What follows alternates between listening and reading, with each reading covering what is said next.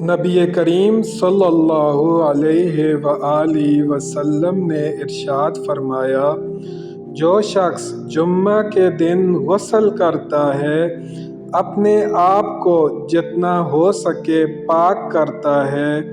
بالوں میں تیل لگاتا ہے یا گھر کی خوشبو لگاتا ہے،